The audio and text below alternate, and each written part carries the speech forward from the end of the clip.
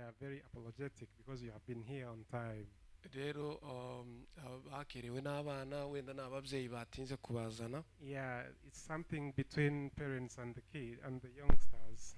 ariko icyo duheraho ni ukubabwira kuko tubishimiye mwebwe mwese kuba muri hano. As we start, make sure that we are happy for you all. Abaorganije iki conference ni New Jerusalem Gospel Church. The organizers, the people who organized this conference, the New Jerusalem Gospel Church. Tugerageza gutumira abana bacu bava hano muri New Jerusalem Gospel Church. We invited our youngsters from this church n'inshuti zabo and their friends. Rero nibo tubanje kwiyegereza abana bacu, turabishimiye kandi mwebwe ni mwebwe ibintu byose, ni mwebwe igihugu gitezemo amaboko, ni mwebwe muzatusimbura abapasiteri, ni mwebwe muzasimbura abo bose abategetsi kuko murakomeye cyane. We see a great future among you guys, so you're very welcome.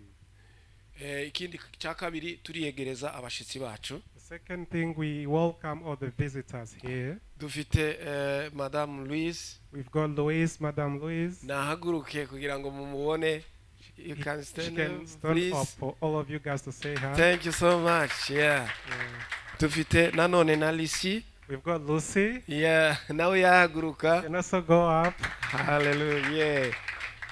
Mu byukuri turabishimiye aba naba volunteer baje kugira ngo bafashe abana bacu. These are volunteers. They just came here to help you guys. Timo bakomera menshi.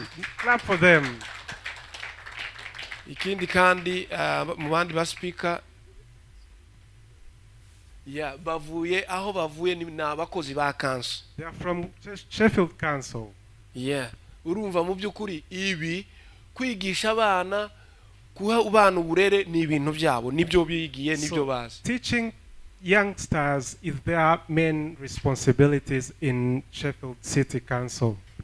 Batubwiye ko bagomba kuzaza badufasha mu gihe cyose tubiyambaje. They agreed to keep giving us or being on our side all the time we need them. Urumva atari abantu beza tutobongera amashi menshi kandi. Don't you think they are good people? We can clap for them, Father. We can clap for them. Bo hari abandi nanone dufite bagomba kudufasha, nanone bagomba kuba speaker. Hari Janti ndarahagera. We also have other speakers. There is Janti. He's not yet here. There is Clema. Come this side, Clema. Yeah, have a seat here. Clema yahageze? Yeah. Yes, nguriya Clema, reka nawe tumukomera amashi. Let's clap for Clema as well. Nawe numu speaker wacu uyu munsi. So he's one of the speakers of today.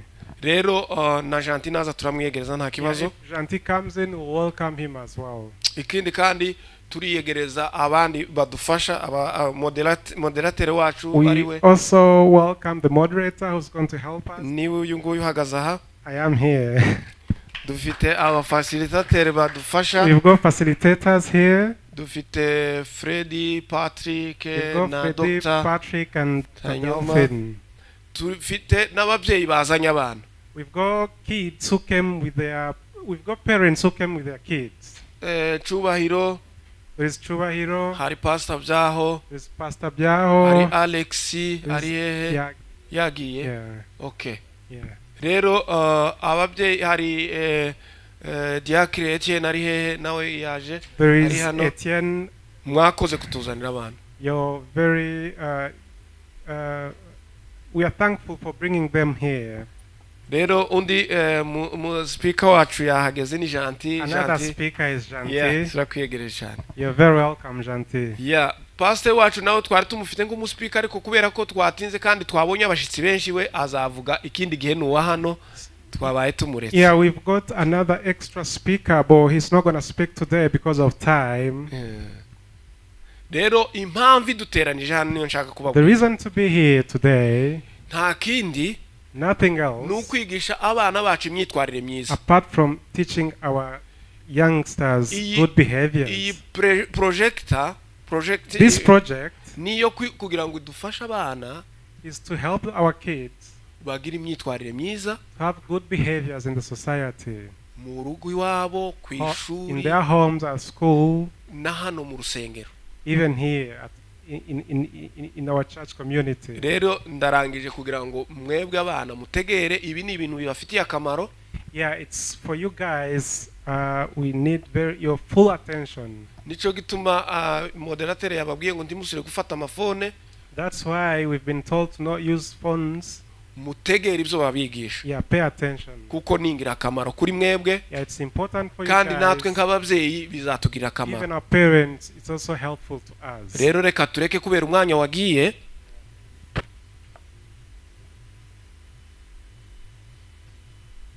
Ibintu twiga ni topic nkazi 3. So we've got 3 topics. Hari antisocial behavior. Antisocial behavior. Na education. Ikindi cya gatatu ni ibintu bijyanye na social media. And the social media. Ibyo turaza kubiha abantu batandukanye babidufashemo. Yeah, we've got people who are going to attack all of them. Buri wese azaza hagurukana topic yiwe. Everyone his topic. Rero reka njyewe nta bintu byinshi nosobanura abaje kudusobanurira kuri buri topic murabumva. Nothing he's gonna explain more. You're gonna hear from the speakers. Sawa, Imana ibaho umugisha. Thank you so much. Reka dukomere Imana amasha bahageze mwese. Yeah, so yeah. Thank you so much for Pastor Justin for his remarks. Yeah, is there anyone who wants translation? Do you all hear English, please? Yeah? Is there anyone who can't understand English? Or speak English? Who needs translation from our local language, either Kinyamulenge, Kirundi, or Kinyarwanda? Are you all happy with that? Yeah? Yes? Okay, good. Reka rero dusenge ubwo turi abakristo tugomba gutangiza n'isengesho. So, because we are a church community, we are a faith-based community, we're going to start with a little prayer. Reka dusenge twese, sibyo? Mana turagushimiye kuko tugeze hano, turagushimiye yuko ari wowe uyu munsi ari wowe wawugeniye. Rero kuba tugiye gutangira turifuza gutangirana nawe mu by'ukuri ntaco twakwishoboza ubwacu, ariko zose tubishobozwa nawe Kristo duhimbaraga. Ikindi turakwereka abana bacu amagambo gusa nta kintu yaba konvenka, ariko umwuka wawe aze abigishe, kuko umwuka wawe ni uza wigisha abana bakumva. Hano hanze hari ibintu bibi byinshi bishobora kubatwara, ariko tubashize mu maboko yawe, kandi tukweretse n'abagiye kwigisha bose, buri muntu wese na topic yiwe bivuye mu bushake bwawe, wowe ubafashe ubebe hafi. Ngahe imbaraga zawe ziganza aha, kandi ube uwa mbere ube n'uwanyuma, alpha na omega, kugeza turangije. Mu izina rya Yesu tubisabye, amen.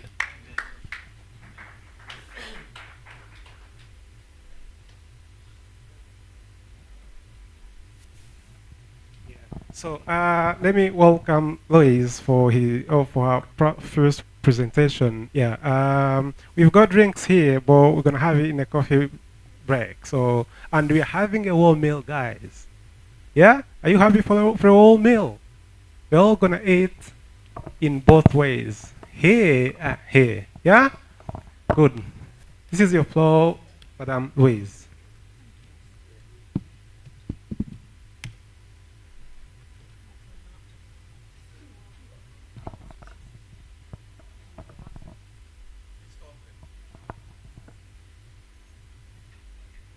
Hi everybody. My laptop's just warming up, so yeah, we're going. Look, while it's doing that, it sounds like I'm echoing. Am I echoing? Oh, it's a shame you can't hear me twice. Then, you know, disappointing for you. So, like the speaker said, I'm Louise Ellison. I work for Sheffield City Council, and I'm a youth worker. I've been a youth worker for around 25 years now. I've worked in Derbyshire, Huddersfield, and for the last 20 years in Sheffield.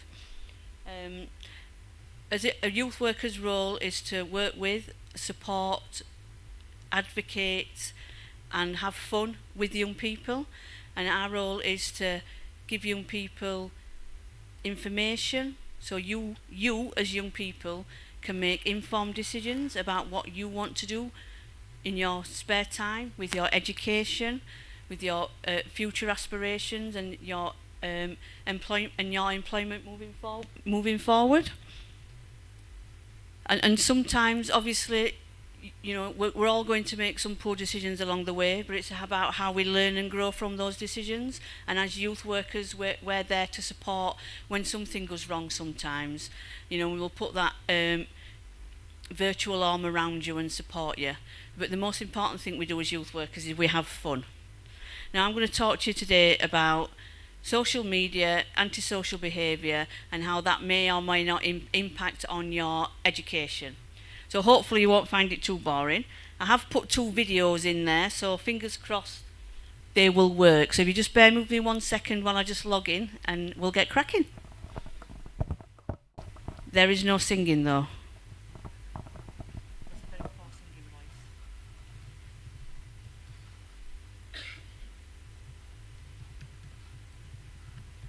And hopefully my laptop don't go flat.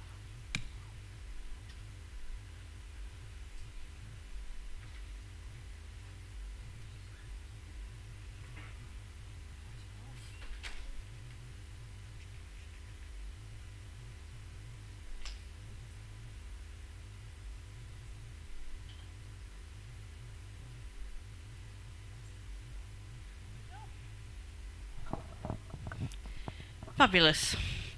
So, like I've just said, I'm going to talk about social media and antisocial behaviour.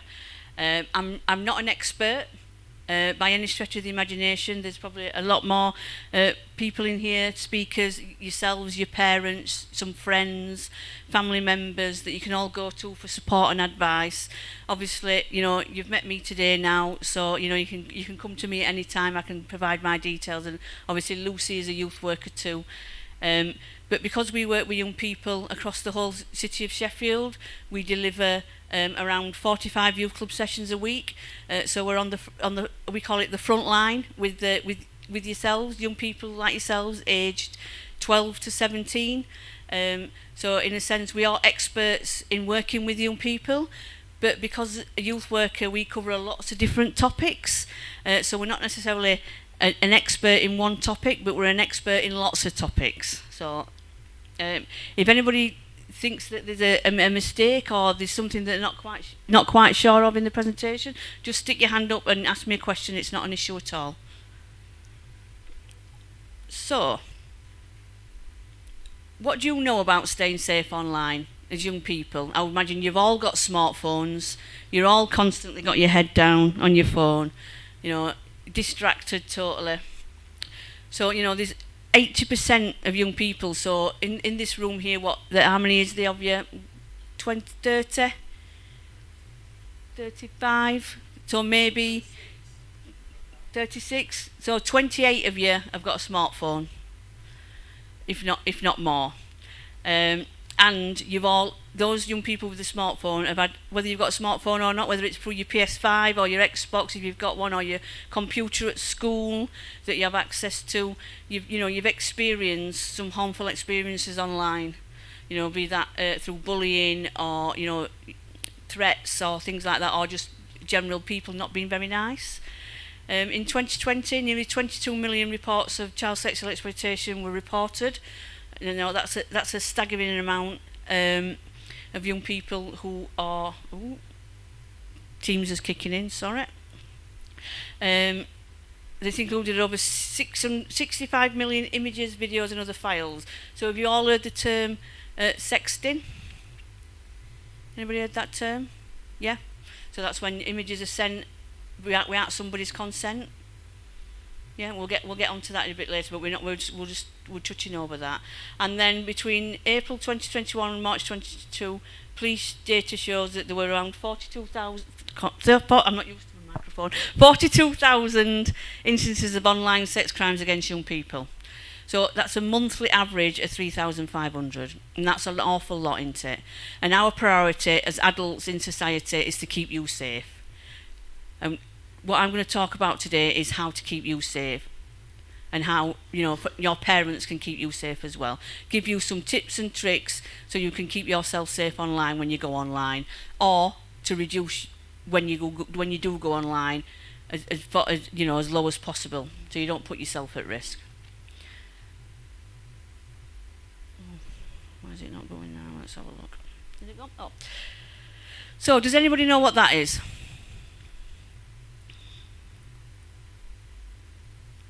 No? So is it siphoning or is it phishing? Phishing. Phishing. So this is when you're online and there's social engineering where attackers influence users to do the wrong thing. So you might be on a site that you go on quite regularly that's a trusted site for you, and an advert might pop up to something that, oh yeah, that's fantastic. So I don't know if you know, but when you're browsing the internet looking for some new pumps, trainers, when you next go on Instagram or Facebook or TikTok or whatever, there'll be an advert for those trainers. So the algorithms behind all the social media sites pick up on what you're browsing on and send you images to click on. And people who want to get you to do things that aren't very nice, or want to groom you potentially, or say mean things to you and bully you online, that's how they get you. So you need to make sure that all your things are safe. So do not click on any links or attachments in any suspicious emails, any pop-up adverts, or any messages that ask for your personal details. Please be careful. And then, you all go to McDonald's. I would imagine there's, McDonald's, there's other places to go that have got free Wi-Fi. So free Wi-Fi is very dangerous. It's everywhere, but it's really insecure. So you can log on with your phone, and people can access your phone that are sat nearby or not far away. It is quite dangerous. Obviously, avoid doing any online shopping using your card or anything like that, and try to use a virtual private network. And government advice at the moment is any passwords for any of your social media, any of your online banking, if you've got Henry cards or anything like that, is to have a 3-word password. So you saw when I typed in my password, it was very long. That's because it's 3 words that are all unique and not connected at all, and a number. So for extra safety, just try and use 3 words. So cyberbullying, what is it? So it's anybody that sends you unwanted messages or pictures. It's accessing someone's account without their knowledge. It's creating fake accounts to impersonate or harass somebody. So somebody who's famous could pop up on your timeline and send you a message, but there's no guarantee that it's actually them. It's very rare that, I don't know who's in the spotlight at the moment. Jude Bellingham is going to send you a message on Twitter, is there? It might be, unless you sent him a private message. I doubt it. So that is an example of somebody who's going to try and get your details. Sharing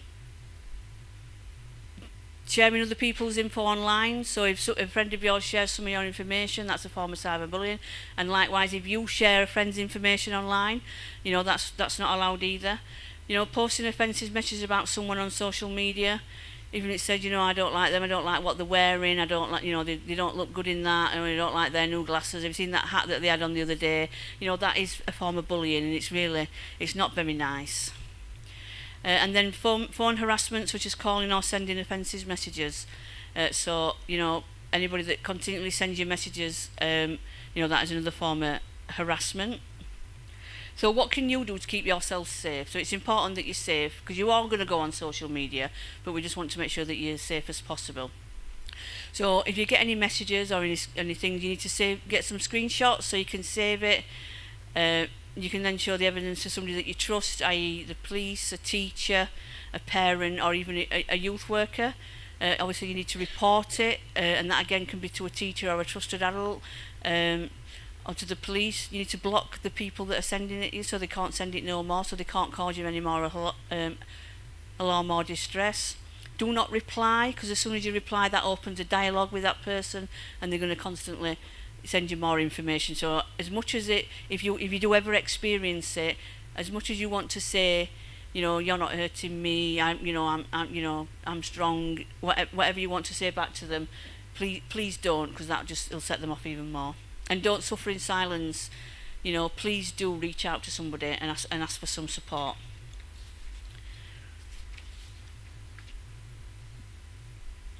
So again, top tips for you to stay online. So it's protect your online reputation as well.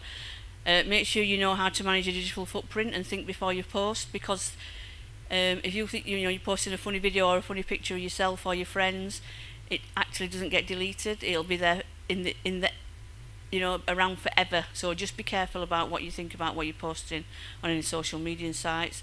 Know where to find help. So if something happens online, you go to for trust. Don't give in to peer pressure, and that's easier said than done. We were all teenagers once, like you are now. Peer pressure is a valid thing. Respect the law. Have an understanding of what the law is, especially around sending messages, and acknowledge the sources. So, like I said before, make sure you've got trustworthy content. So we've got a video now that's just going to show you around. It's called Be That Hate, and it's just a quick illustration of how to look after yourself and others. Bounce hate. We've made this film to talk about hate, and these bouncy balls are to illustrate the bit of us all that no one can see, the piece of ourselves that we all call me. Each ball is a soul, a mind, or a being. Each ball is a heart, just thoughts and just feelings. Can you feel it there? That bit of you that's bouncy and bright and unique and true. How you doing? You're not alone in having this thing. Everyone's got one. Everyone's in. Hello. Each ball is a person you've been, Woohoo! a person you've met, a person you've seen. It might be a stranger. It might be your mum. Okay. Someone you've known ages. Something just begun. A man with big hair. A girl with big ears. A person who chuckles. A boy who's in tears. It's hard to describe. It's what makes us us. It's about being human. It's mysterious. So imagine you're out in the street with your ball, enjoying your day, when you hear someone call. You're disgusting, you dirty scum. Imagine you're online, relaxing at home. You click on your profile and read on your phone. You should just kill yourself, you parasite. Imagine you're out enjoying your night when someone starts pushing you, wanting a fight. Go back to your own country, you These things that are happening across our nation, in streets and online, in bus and train stations. It damages things. It leaves a scar. When somebody hates you for just who you are. Hate if you're disabled and need extra care. Hate if your race is different from theirs. Hate if you're gay or trans in the street. Hate if they don't like your religious beliefs. Hate is a poison that harms everyone. Embrace what is different. Fight till hate's gone. Whenever you spot it, just challenge it flat. You could just say, I'm not into that. If you see a hate victim, support right away. You can just ask them, are you okay? Hate is a crime. It must be reported. If no one speaks out, it will never get sorted. So let the bounce loose, bounce all together. Start bouncing right now. Let's all bounce forever. Make space in yourself to be kind to all. And put some more joy in your own bouncy ball. Woohoo! Yippee! Yeah!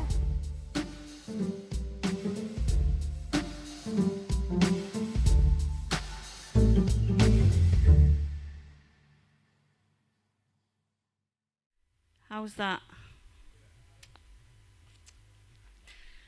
Okay, so I hope you enjoyed that video. I have got all the links that I can send you afterwards in case anybody wants to use it, because it was sorry? Yes, of course. It was created by the service that Lucy and I work for. We have a Voice of Influence group, but I'll explain a bit further on about what support's on offer for young people. Right. So, health risks of being online. There's a thing called, if you didn't already know, text next. Has anybody ever heard of text neck?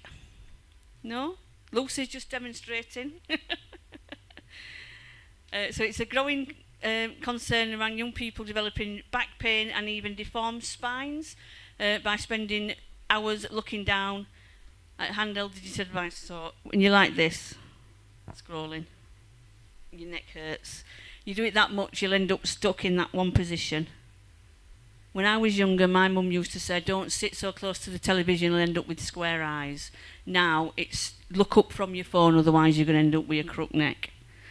So, repetitive strain injury, so everybody's heard of that, RSI. It used to be typists and people that work in offices that do a lot of typing, writing up reports, doing the same motion over and over and again. So tennis players, golfers, typists, it's called repetitive strain injury. So if you're always on your phone with your thumbs like this, you're going to get repetitive strain injury. So if your thumbs start hurting, you're texting too much. Social media and mental health, which we'll come on to in a few more slides. But the recent studies is about, being on social media a lot. It creates social isolation and some antisocial behaviours. So you get blurred vision and headaches as well by looking at a screen constantly. Your brain don't get a chance to have a rest from it, and your eyes. So there's been an increase, like in lockdown, for example, we had to work from home, and a lot of us as youth workers are not used to being static and being at a desk all day. And in the 3 years in lockdown, I've had 2 new glasses. Maybe it's my age, but I do believe it's that I'm constantly on a computer screen. So my prescription has gone up twice in 3 years. And then using headphones may pose a safety risk in the areas with moving traffic. So if you've got your headphones on and you're walking and crossing the road listening to music or a podcast or whatever, an audio book, you can't hear the bus coming. Can't hear cars, so you just need to be careful about wearing headphones when you're crossing roads or in public places. And also for your own personal safety, you can't hear if anybody's coming up behind you. So I would recommend that if you've got headphones on and you're out and about, have them at a volume level where it doesn't damage your ears, and also that you can still hear your surroundings. And then your digital footprint. So does everybody know what a digital footprint is? Has everybody heard of a carbon footprint as well? Yeah, so your digital footprint is pretty much similar. So it's what pictures, comments, information you post online. It's going to stay there. Like I said earlier, you need to manage your privacy settings. You need to think before you post. Don't overshare information about yourself, because sometimes people who want to get access into your accounts will ask you questions like, oh, what's your mum's name, what's your street address, and that is how they work out what your passwords are. So when we say use 3 words, use 3 random words, one word not to be the school you go to and then the name of the road or street that you live on, because people could work that out. So when people are asking you seemingly innocuous questions like that, sometimes they're after your personal details. So if anybody asks you for a password or anything, don't give it. Even if it's a bank, banks don't routinely ask you for your personal information. So if anybody asks you for anything online about yourself personally, do not share any of that information, and don't overshare. Don't be forthcoming with the information. And Google yourself. So don't do it now because you know smartphones as we've finished. But when you get a chance later, just Google yourself and see what comes up. See what your digital footprint already is on there. You might not have one, you might have one, it just depends. But the important thing is that this information that I'm passing on you today is to try and keep you safe when you're online or when you go online. So, why social media is making me antisocial? Is social media making you antisocial? Maybe, maybe not. I think it makes all of us antisocial. So I can be sat at home and my other half is sat in the same room, and we probably might not speak for an hour because we're both sat with on his phones. So it's quite antisocial, isn't it? There's no communication there. So at the end of the day, social media is just the evolution, isn't it, of how people communicate. So prior to technology, we did everything face to face. Then technology comes along, so we've got the printing press, the phone, so an actual phone in your house, call it a landline, a fax, then the mobile phone, then we had text messaging, then we had email, then we had the internet, and then we got all the messaging services, like you probably none of you will ever remember MSN, but Lucy will. I'm sure Lucy were hot on that when she was younger. Then we had Skype, and now we've moved on to more social media sites like Facebook, Twitter, Snapchat, TikTok. So you can see how it's evolved, and it's a communication tool, and it is all just evolution. And as we every jump in evolution, it takes time for everyone to progress. And in that time, mistakes are made. People use it wrongly, get into trouble, use it for bullying. People say it's antisocial. Everyone panics and says it's running society. The media tend to focus on all the negative and often forget about the multitude of advantages that each jump in evolution plays. But what is social media? It's, is it just a way for people to communicate with each other? As with any communication, there's some good, some bad, and some ugly, really. And for the majority of people, it's used to chat to friends, business partners, family. It's used to engage with brands that people like. And for those brands, like I said about, you're looking for something that pops up on your timeline to communicate more effectively with you. You're all potential customers. So what are the advantages of using an online network? So it's convenience for you, it's speed, it's always on, you're always connected, the world is expanding, and obviously, like everything, people want everything now. It's a fast-paced. The value of any social network online is based on the value from the relationships within it. So you've got relationships with people and the personal connections that you've built up. But actually, you're not actually connected to are they real friends that you're connected to? The people that you chat to online, do you actually see them in person? Are they actually real? They are real people, but are they real to you? And what do you as a group, do you think social media has an impact on relationships? Does it impact on relationships? Yeah, nodding. On one level, maybe we're all spending too much time online and not enough in the real world and being antisocial, basically. On another level, it's making us more social, hyper-social, whereas while we can socialise with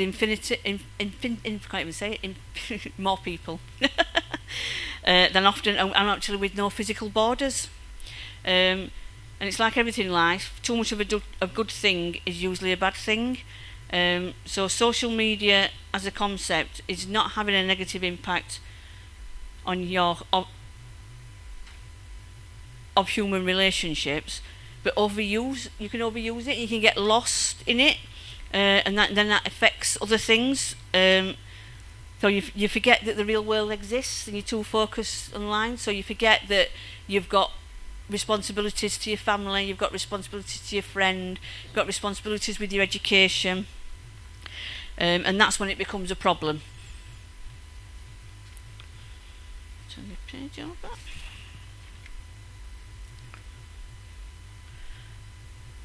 So if you can see from here, these are the amounts of users on a monthly basis on the social media sites. So obviously Facebook is probably the biggest, I think, 3.049 billion users. Which ones do any of you use social media? Which ones are you currently using? TikTok, Snapchat. I don't do Snapchat. TikTok. So there's 1 billion users on TikTok. How many people live in this country, do you think? 64 million, did you say? So there's 1 billion users on TikTok, and there's around 67 million people in the UK. So that lady there was spot on. So she'll have a prize later. Prize. So as you can imagine, so how many 66 million is going to a billion? There's a lot of people around the world that are using TikTok that you've never met before and you've had no contact with. So, being safe online is really, really important. I think from another perspective, there's been some research done in America, and the research has shown that the more time young people spend on social media, the higher their chances are of feeling socially isolated. People who are logged onto social media accounts for more than 2 hours per day, so have a think about what, if you use it, how long you're on there for, are twice as likely to experience social isolation than those who spend less than half an hour. The study conducted by researchers at the University of Pittsburgh were asked about the time and frequency they spent on 11 popular social media sites. So they used Facebook for the research, YouTube, Twitter, Google, Instagram, Snapchat and LinkedIn. Overall, those who logged on more frequently reported that they experienced a decreased sense of social belonging, lower engagement with others and less fulfilling relationships. Even when researchers controlled for social and demographic factors like relationship status and those living with somebody, the results were still the same.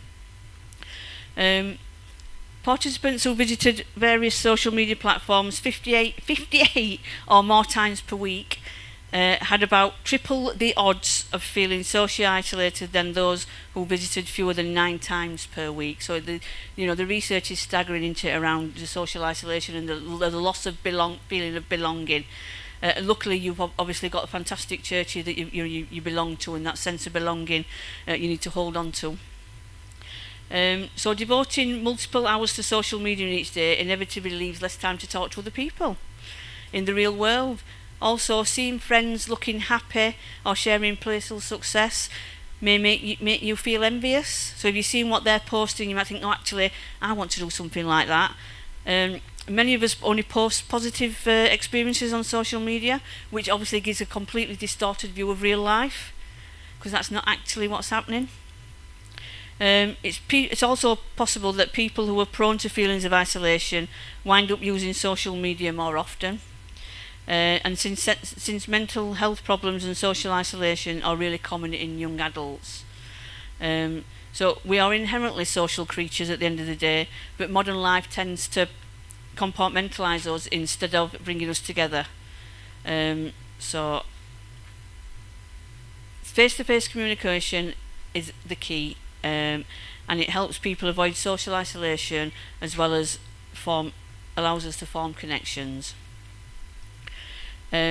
So there was another study in the University of Michigan that found that more participants using Facebook over a 2-week period, the lower their levels of life satisfaction were. So that's amazing, that really, isn't it? That by using Facebook twice a week, their life happiness was lower than other people. So it's really quite startling, the results. So, potential negative effects of social media. So as young people, you probably think there isn't any negative effects to using social media. And don't worry, the next slide looks at some of the positive effects of social media. So like I said, as a youth worker, we give both sides to everything, and then you make your own informed decisions. So like with anything, like we've just said, social media has both positive and negative effects. I can't even speak. Negative impacts on yourselves in many ways. I've got a list here of the 10 negative effects of social media. So we'll start with cyberbullying, and we had a couple of slides on that before. And obviously it's a major concern worldwide, not just here in Sheffield and the UK.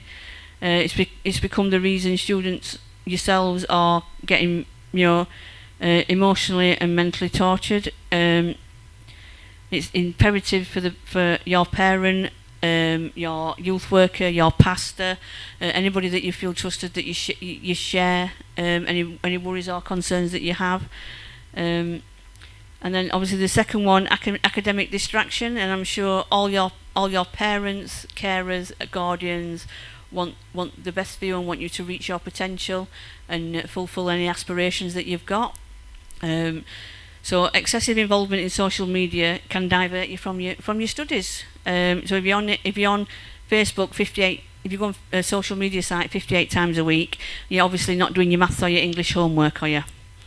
And your grades will be lower, and you might not get the grades that you want to go on to university or to have an apprenticeship or to get that job that you always want. It can cause some lack of time management, so you're not as organised as you would be with your if you're doing exams currently. sticking to your exam timetable, or doing your chores at home. You can get drawn in to the social media and you end up losing an hour or 2 hours when you could be doing something else in terms of your schoolwork. So which leads on to excessive addiction. It can be very dangerous and harmful. So you just need to keep an eye on at the times that you're on social media if you feel like it's getting a problem. Also, sleep deprivation. So it's really important that you all get your sleep so you can get up and go to school every day, concentrate on your schoolwork and learn new things, because every day is a school day and we all learn new things every day. Even as adults, we learn new things. So you need to make sure that you get your sleep and you're not going down a YouTube rabbit hole at 2 o'clock in the morning. And you start watching some videos about something, and then it's 3 o'clock in the morning, and you need to get up for school at 7 o'clock. So you need to be careful. In terms of obscene images, we've discussed that already, so you just need to be careful with that in terms of cyberbullying, sharing things. Obviously, privacy issues.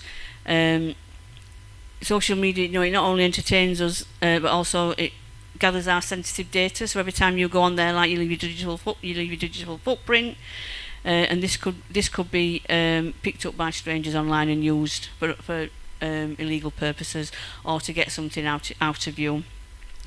In terms of self-confidence, people can influence you, and you can start to compare your lives against other people that are on social media. Like I said, it's not a real world picture, and then spreading false information about you. It's a huge platform that not only shares information, news, but also spreads rumours, misinformation and lies. So if you're not sure if something's true or not, then again speak to a trusted adult, or do your own research online, looking at trusted sources. And then importantly as well is health issues. It can affect your physical health, your mental health. It's much better to be outside doing something, sharing an experience with friends, making memories. Yes, you can use your phone to take pictures, and then you've got a digital memento for that. And then obviously moving on to the positive effects of social media. So it's got, you're connected, aren't you? As well as staying up to date with the lives of family and friends and on social media, you can reach anybody across the world. It enables us to feel more connected. Although spending hours online may seem like a solitary activity, social media can be a great place to make friends. Having an online community can make us feel supported and understood. And it can boost your emotional well-being, but you need to do it in moderation. And make sure it doesn't affect anything else that you're doing. So in terms of communication, social media has changed the way we all communicate. It's instant now and it's fast. It's very useful in emergency situations and when there's important public safety announcements that need to be made. And then other positives effects of social media on society is raising awareness and influencing people. It can be a powerful tool for shining the light on social problems. You see a lot of famous people using their social media platforms to raise awareness about lots of different things. So that can be really positive. So when harnessed successfully, social media can reach new audiences, encourage dialogue, and drive challenge, and look for change. And then in terms of accessibility, it's really important that social media platforms and companies make their sites accessible, so including people who have sight, hearing, motor or cognitive disabilities. So that's really good that it's a lot more accessible for people with disabilities. And then inclusivity. Has any of you ever wondered how does social media have a positive impact on life? No. One of the major advantages is that social media is a platform for everyone. So that's irrespective of gender, irrespective of race, sexual orientation, religion, disability or any other identities. It provides a forum for previously marginalised voices. to be championed and heard. So that's a real positive. And it's a good place to share information. And obviously in terms of education and your aspirations and your future employment prospects, it's a good place for learning as well. So there's lots of information that you can get off social media. All ages can access it. There's lots of webinars, there's lots of podcasts available on a wide range of topics, and the interactive nature of social media means it's easy to ask questions to engage further with the subject matter, so it's really accessible in that way. And then as well, what's important I think to a lot of people is the entertainment factor. So social media has transformed the way we're entertained by giving a platform to millions of people rather than a select few at a record label. So has anybody heard of Little Nas X? Yeah, well, he started in his bedroom and he posted one YouTube video and he went viral. I think Justin Bieber did the same. Just put a video on YouTube. You know, people like years ago, rock bands like the Rolling Stones, probably nobody's ever heard of the Rolling Stones, but you know, they didn't have a record deal for 4 or 5 years. They were touring the country, whereas like Justin Bieber and Little Nas X, they uploaded a video to YouTube and they got likes and and fans following them in an instant, and didn't necessarily have to work hard for it, which is one of the downsides as well. And then finally, I think a really important one for yourselves moving forward in terms of managing your mental health and your emotional health, especially if you're coming up to taking exams and doing further study, is making sure that you look after yourselves from an emotional health perspective. And one of the positives of social media is new online services available, like an organisation called KUF, and then the NSPCC, which is the National Society for Protection of Children. So you can access online information to support you on an individual level in an instant. So that's really good. And then, how am I doing for time? Because I've nearly finished. You might be pleased to know. Oh, perfect. So smartphones. So just to go over some more safety stuff before we look at another video on what support's on offer for you. So like we said, the majority of you are probably glued to your smartphones. Obviously, Pastor's glued to his smartphone. No. So I'm just. I used you as a laugh. It's fine. So sleepless nights. Make sure you turn off your notifications so you don't get woken up at all hours. Turn off. Does anybody actually ever turn off their mobile phone? No? You do? You turn it off when you go to bed? Lucy doesn't. But it could affect your sleep, because you could get a notification for some random stuff at 3 o'clock in the morning, and then you might not be able back to sleep, and then you get up the next day and go to school. You're going to be tired. That's going to affect your studies. So you just need to be mindful about the little things that you can do that have a big impact on maybe your education and your studies. And then the important thing is for you to keep active. So go outside and have some fun is a key one. So I've got another quick video here that's just been made by the Information Advice and Guidance Service, which is a service in the service, 2 services that Luciana and I work in. And this is, if anyone, it's not just for people here, but it's available for all young people across the city. If people have got any worries or concerns about their next steps in terms of employment, education or training, this service is available for them. So I just wanted to play you this, and then we've only got a couple of more slides after that, and you can stop listening to my dulcet tones. Hi there.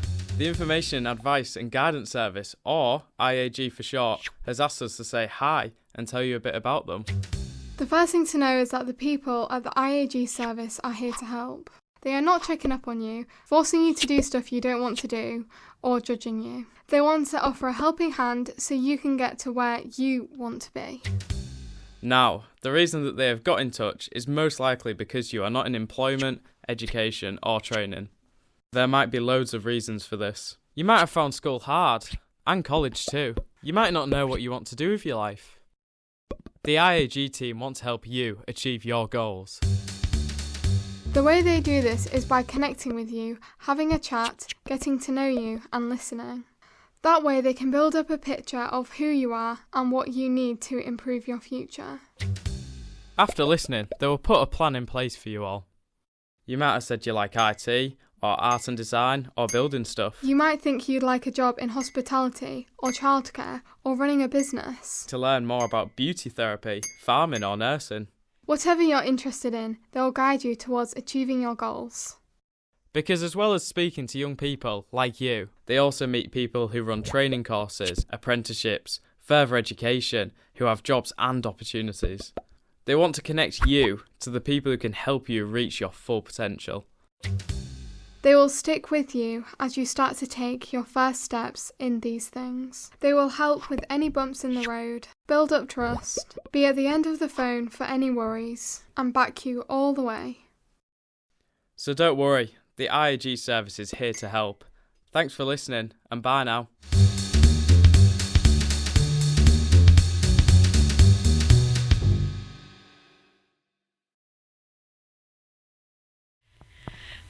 We also have community youth teams in our thing, which is support for young people aged 10 to 18 who are causing antisocial behaviour in the community.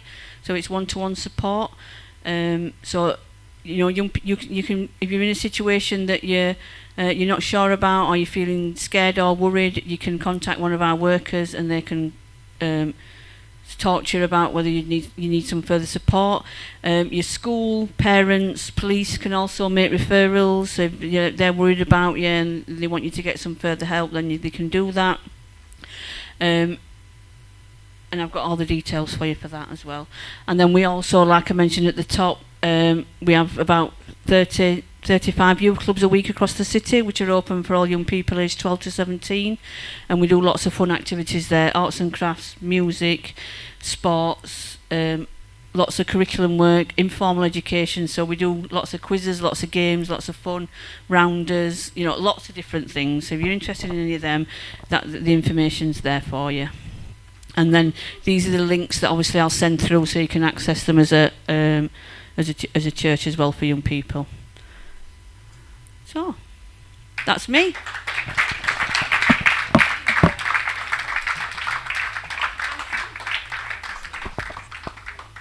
Another round of applause to Louise. She made it. Yeah. Yeah, there are a couple of things I grasped from her presentation. In fact, okay, I'm saying in fact, maybe, but she said that social media is sometimes antisocial. Another thing, social media sometimes can make you unhappy. Do you all want to be happy? Yeah? I want to be happy. Do you want to be happy? Make a wise and informed decision. So the next speaker is Janti. He can quickly come up here. And after Janti, we'll have a meal, as I said.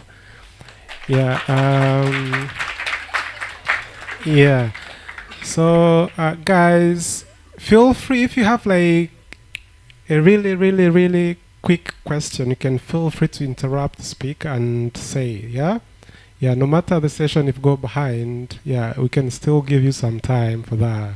Janti.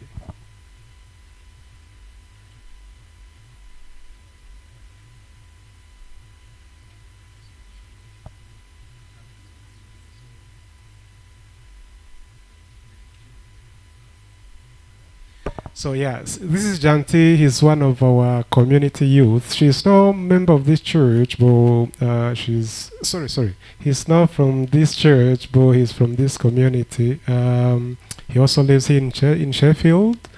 He's gonna give us a personal experience about challenges and opportunities in his education pathway. You're welcome, Janti. Yeah, as he said, can you guys hear me? Yeah. My name is Shanti Njgc. I'm 22 years old. I studied at Sheffield Hallam University. Just completed the course maybe a month ago. I studied physiotherapy.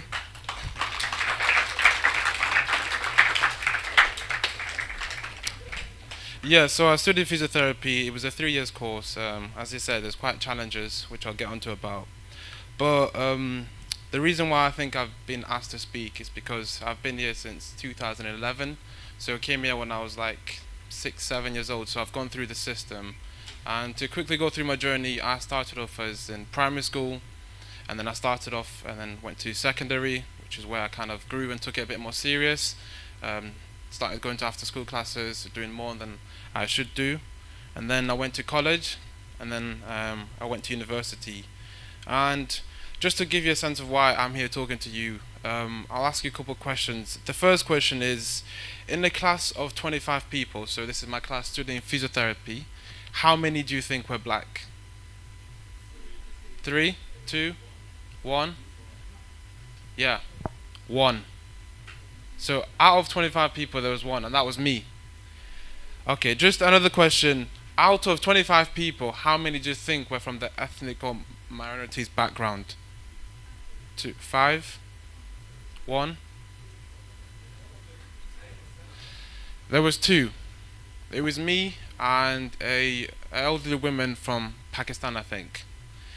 And my final question, out of 175 students, so I'd walk into a hall and I'd see all 700, how many do you think in total were from ethnic backgrounds? So this is Asia, Africa, South America, all those minorities. How many do you think?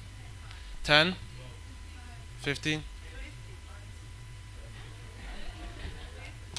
There was about 15. 15. And only, so I know this from a friend of mine who's Asian. There was 5 of them were Asian transfer students. So when they finish the course, if they don't find a job here, they're gonna go away. So this is why I'm talking about education, because there's not enough people of minorities in physiotherapy. So as I said, it was quite a challenging experience. So I started off in year 11. This is where I began to kind of take it serious. As I speak, I'll be giving some kind of advice. So I chose to do BTEC science, BTEC sports and business, and then continue with English and maths. And this is where I started to take it serious, because I got taught and I got speeches from my head of year about the importance of education. And from a young age, I already knew that I wanted to be something involved in sports. However, from a young age, guys, I'll be honest, I'm not the best footballer, so I knew I wasn't going to make it soon. So I had to think properly, what do I do next? What is the realistic... This is me speaking to a position from where you guys are now. Some of you are in secondary. Put your hand up if you're in secondary. Some of you are in college. Anyone in college? And then anyone applying for university? Marcus and Alex. So yeah, it was quite important to kind of take things serious. And then I went into year 12, which is college, and I did applied level 3 science, which included chemistry, biology and physics. And then I applied for university. So just to talk a bit about, as I said, education is important. And some of the challenges I faced, like I said, there weren't many of me in my class. So there's quite a lot of places where I kind of felt left out. There's quite people going to parties, people doing things that I wasn't sure of. So one of the challenges was feeling like this wasn't for me. I remember the first lesson I had, it was so tough that I went back and I was going to tell my parents, this is not for me. But I sat down and then I spoke to my parents and they said, give it time, it will make sense. Because some of the words they were saying sounded like Harry Potter, like out of a book. I didn't understand what it meant. So one of the challenges I found was there wasn't many of me. And to combat this, another piece of advice was to kind of speak to my parents about this. So I'll probably keep saying this over and over again.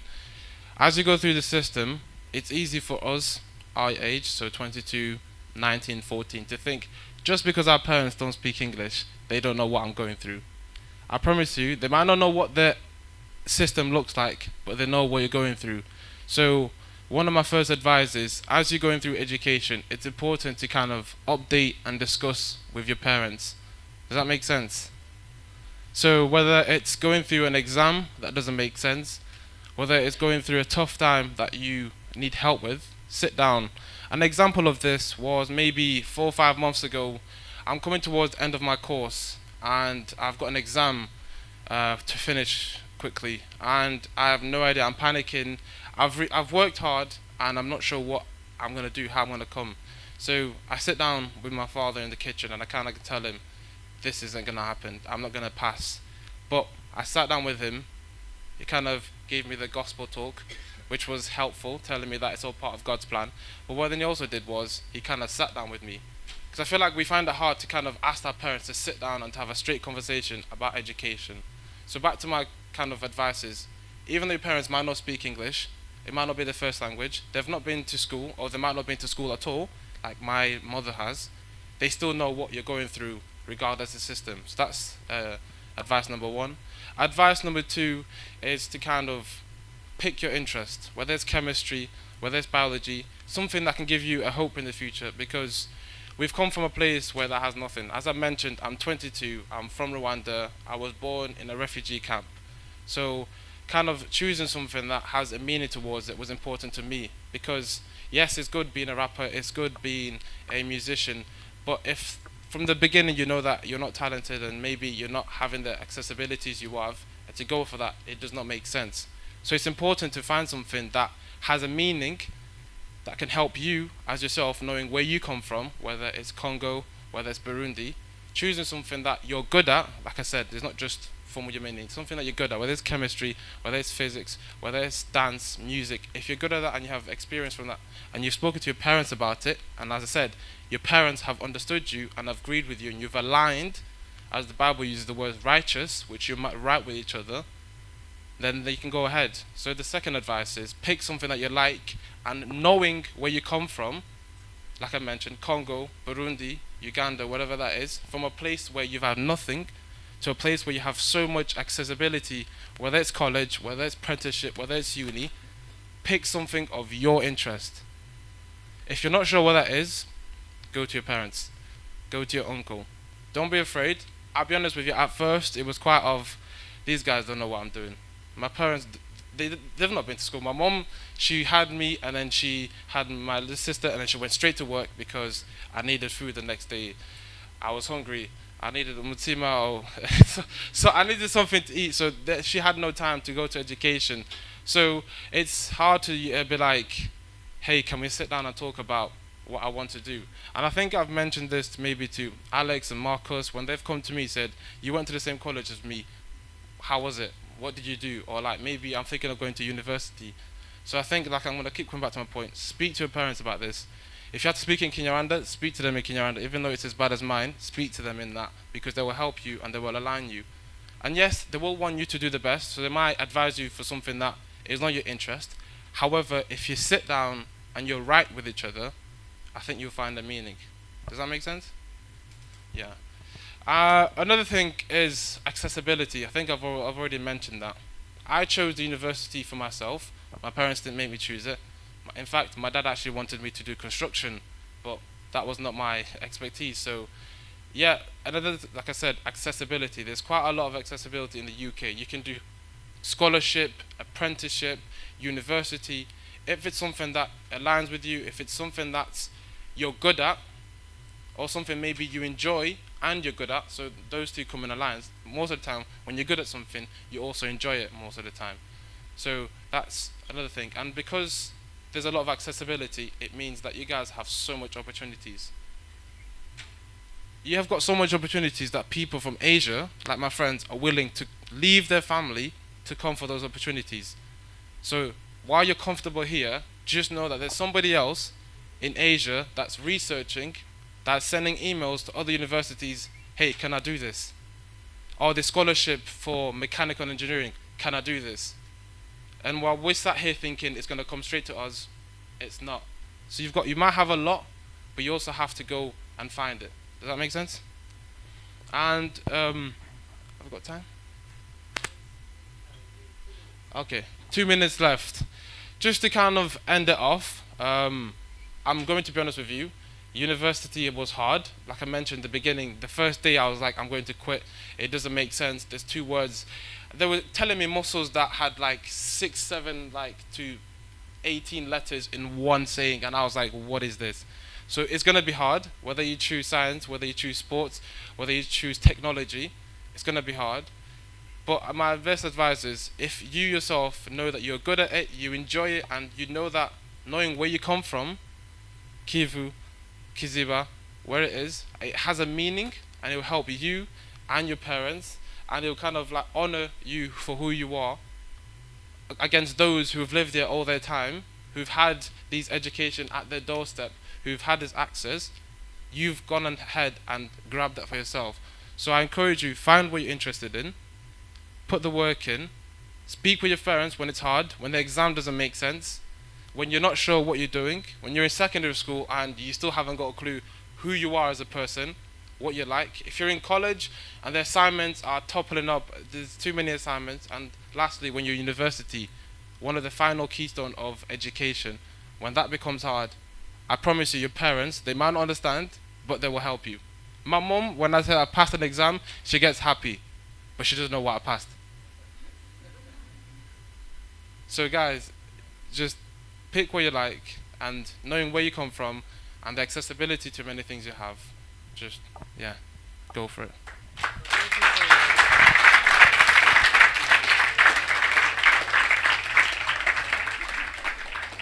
Yeah, thank you so much, Auntie. Everyone is unique. Everyone comes from a minority group. So pick your interest. Put efforts. That's all we need, yeah? Thank you once again, Janti. Yeah, so now it's time for our, I don't know what I can call it. Is it tea time? Is it, maybe it's breaking the tea, yeah? So let's be back around 5 minutes to, yeah, 5 minutes past 3, yeah? So it's in the other room. Yeah, the other side of the room. Yeah, we're gonna have our. Hello, you ready, guys? Who is ready? Who is ready? I want your hands up. You're not ready. I can't see you. This spot here. So welcome back. How was the meal? Did you enjoy the meal? Yeah? The variety. Everyone has got what he wants. Okay, that's good. I enjoyed it as well. We are going to start now. So 20 minutes behind.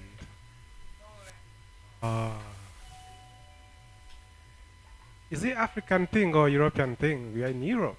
I guess it's European thing. It's a joke anyway. Yeah. So now let's invite Clément. Yeah. We're gonna invite Clément to come forward.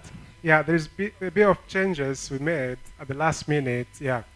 Let's invite Clément. He's gonna take 20 minutes. Yeah, he's gonna. Yeah. So he's going to touch faith-wise our debate of today: education, antisocial behavior, and social media in a faith-wise. So welcome, Clément. Clément is, I think, he's the one who came far away from this place. He's from Hull. So all the way from Hull to be with us here. I think he deserves applause, really. Yeah. Thank you so much, Clément. This is. Hi, good evening, guys. Yeah, my disclaimer is that I am not as British as you are. My accent may not sound as your own, because I'm typically from Africa, and you can hear some, right? I'm here in the UK only for two years, so you can understand. And English is my fourth language, So if you try to make fun of me, I will also ask you to say some words in my language. I speak French, English, and Swahili. So yeah, it's really nice to be with you. And I start by recognizing the host, the church, the pastors, and all the people, the speakers. Thank you so much. You have given us an insight. Now, before I go into my presentation, can I ask 2 volunteers, please, to come forward? Yes? Yeah, you can come. Esther, yeah?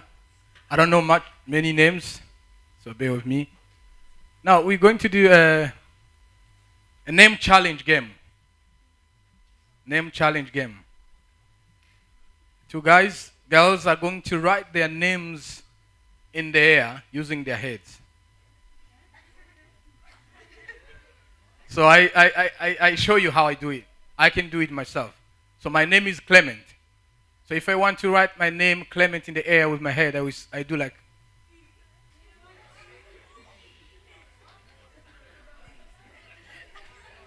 All right. So you're going to. Oh yeah, you say you volunteer. Yeah, do it. What's your name, please? What's your name? Yeah? Yeah. Can you write your names in the air? Can you try, Esther?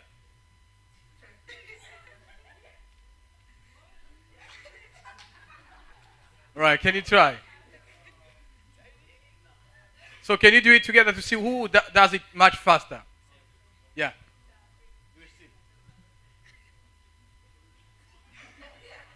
Yeah, clap for them for trying. Thank you so much. They have really tried. It's not easy. Now, my topic today is about education, religion as a key formative influence of behavior. And as part of, I may say that adolescence, the years in which you are, I can think some of you are teenagers, and some maybe are young adults, is a time of a great transition, biologically, emotionally, physically. It is also a time of rapid change. Okay? It's a time which competency, skills, and purpose is developed. But it's also a time where some people lose identity and fail to see who they are and where they are going. Decades of research done by Wollongong University in Canada have shown that adolescence is a time of significant increase in antisocial behavior. While some behaviors can be positively developed during your age, but some other negative behaviors can be developed. My ultimate purpose in this talk or this presentation is not really to be apologetic about my religion. I am not going to tell you how good Christianity or Islam or how bad any religion is. I am simply going to give you some key phases of how religion and how education can influence our way of thinking. That's all. That's the scope of my presentation. And there are so many differences in religions, okay? Religions, Islam, whatever. But there's one thing that all the religions have in common. One thing that all the religions have in common, and that is morality. All religions have a component of morality. They teach how to be good, how to be a nice person, how to be a kind of a person who is desired in the society. That's the morality part of religion. And if you see, for example, the golden rules of all the religion, will be like, for example, in Christianity, we say, in everything, do to others as you would have them to do for you. For that is the law and that is the prophet. That's the golden rule of religion, our Christian religion.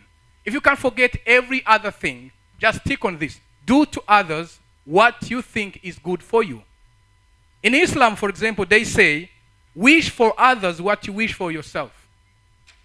You can never be antisocial if you stick on these golden rules. In Judaism, for example, they say, what is hurtful to you, do not do to your neighbor. What is hurtful to you, do not do to your neighbor. this is the whole Torah, and this is the whole teachings of Judaism.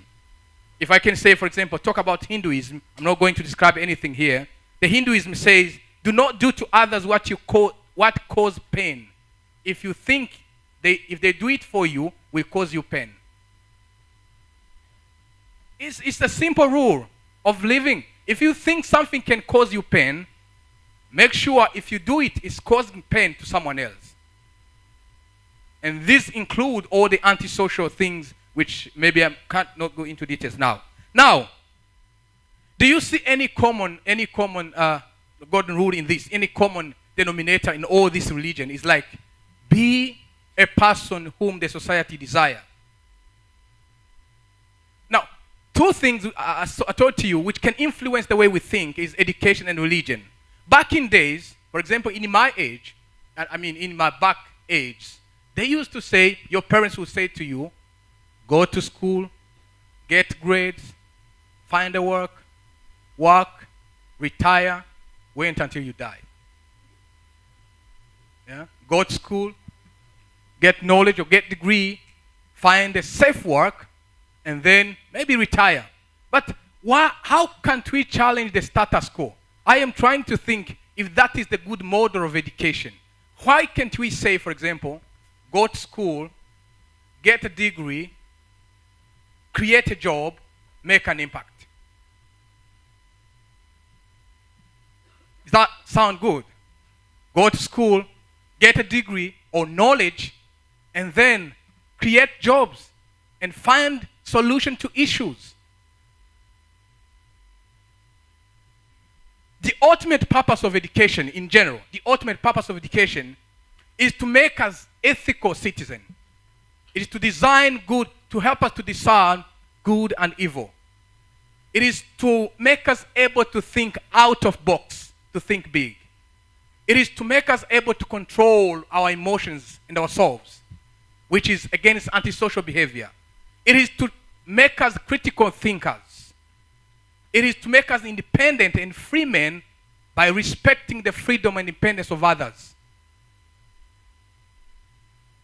The role of education is to make you independent by doing your things, but also making sure that you respect the independence and the privacy of others. And then if I talk about religion, good religion is the one that affects our behavior, is the one that affects our attitudes. It is the one that causes us to love our neighbors. It is the one that helps us to make right choices. It is the one that makes us agent of change in our community. It is the one that makes us tolerant to tolerate ideas and the belief of others. And it is the one that will make us stick in our belief, but also appreciate and live in harmony with people with different beliefs. That's a good religion. If your religion cannot make you live in peace with your neighbor, that's maybe a wrong religion. Now, as I conclude, I want you to remember this. You are the person who can only bring change to the future you desire. As a young person, you have to remember this. You are the engineer of your future. No one else is. You are the person, a driver of your future. You and you only knows your destiny. You and you only knows where you're heading. And you have all things you need within you to be the person you need to be. You can decide to be antisocial. You can decide to be social. You can decide to be an educated person, as the young man said. You can decide to not go to education.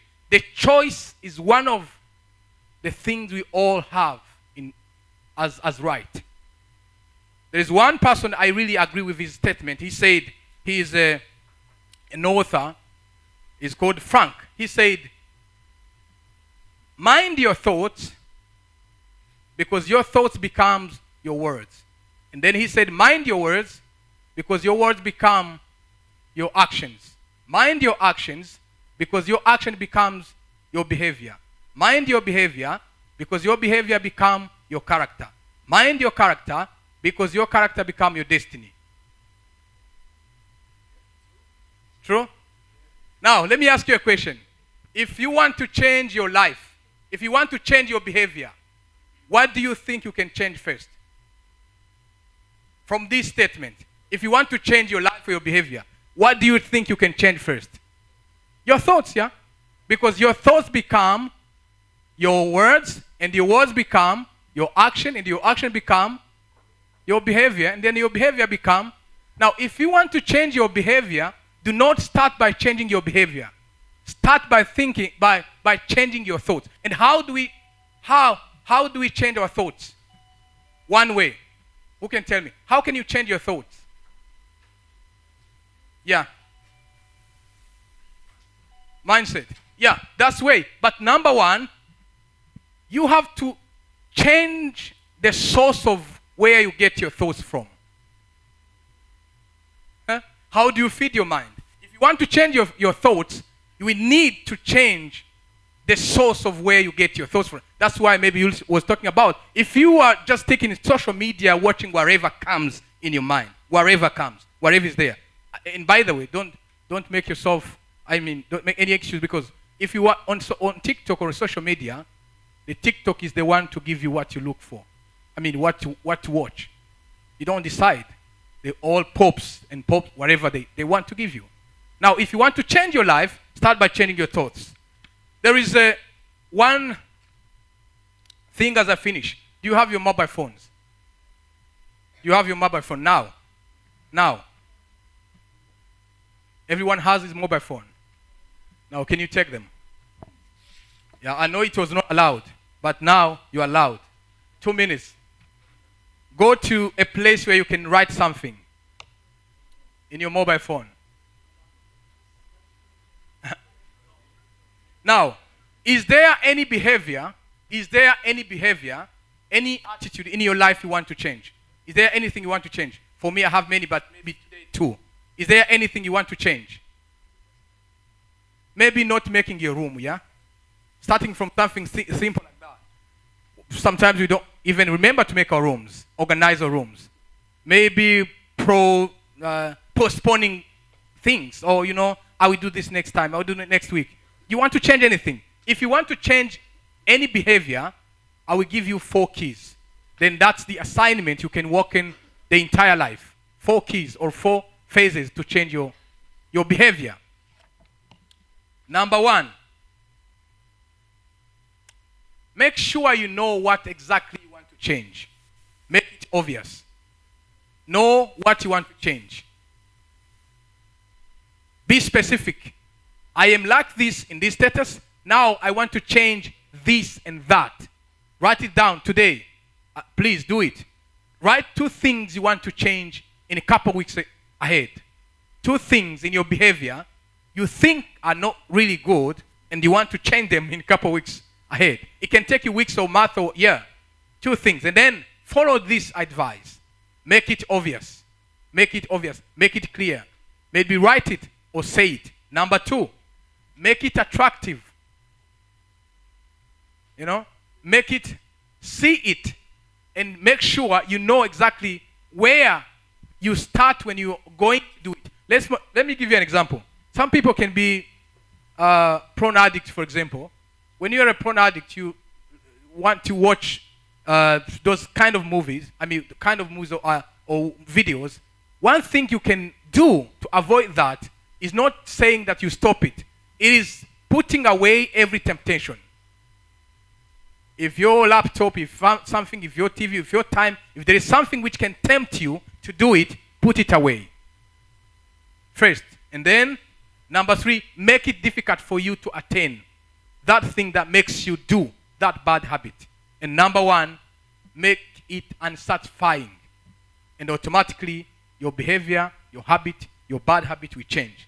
So today, as key takeaway, you can change your life using your education, using your religious ideas.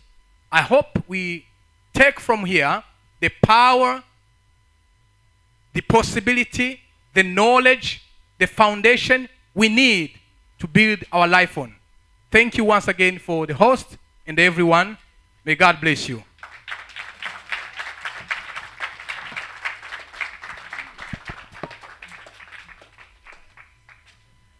Clemma is so fast. I love that. I envy that, really. You're so fast. You made my time so... You brought it back in my plan. So thank you so much. And I think the presentation was so fruitful. You are the engineer of your life. You have to protect your mind. Yes. Yes. Do you agree with Clemma? Yeah? Uh-huh. Protect your mind. Yeah. So, head on the next. We're going to invite Lucy. Yeah, we are going to group presentation, guys. I think we're going to need people to be into smaller groups. Yeah, yeah. So we're going to need people into smaller groups. I think more will be explained by Lucy, yeah? Yeah, you can start here. Hi, guys. This is the fun part. This is the part that you're really going to love. So, how many young people do we have? Sorry. 42. So what we're going to do now is we're going to split up into groups. I'll work it out in a minute. We're going to discuss 4 subjects between us in the smaller groups, and we're going to talk about it and feed back to each other. So we'll look at challenges that you face, we'll look at things that you already know, and we'll put that into practicality and we'll speak about it together. So you're all going to learn off each other. It's a peer learning exercise. It's not we talk to you and tell you what to do at all. Is that right with everyone? All right, perfect then. Right, so group number 1, their topic was topics that you come across on social media that are not discussed at home or school. So as soon as you open your phone, that can mean anything that you are exposed to that's not there. There you go. Speak your name. Speak your name. My name is JJ. Some of the stuff that you come across on social media and you discuss at home, motivational speeches. You produce motivation to other people. Not my idea, but pornography, knife crime and gangs, which can be seen around a lot in the UK. Lavish. What? Is a very. So Lavish is like, he's a big person in Sheffield. We feel like in Sheffield he's a big character. He's a big male, and like he's the type of person to give you a motivational speech. Yeah, lavish. You see a lot of there's conflict and genocide right now, obviously in like countries like Congo, and Sudan.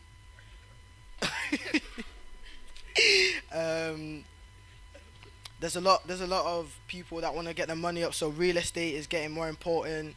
And obviously due to the young age, smoking, vaping, drugs is getting important in this world.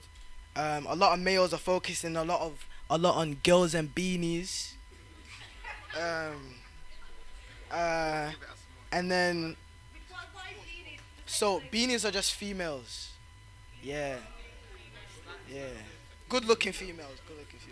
And then there's a lot of sports going on as well. My name is Asomani, and we're going to be talking about the topics you see across social media. Influencers such as Greta Thunberg talking about politics and stuff, bottle flipping challenges. Also, you see movies, STD testing. What's this? Good idea. You also come across stuff like religion.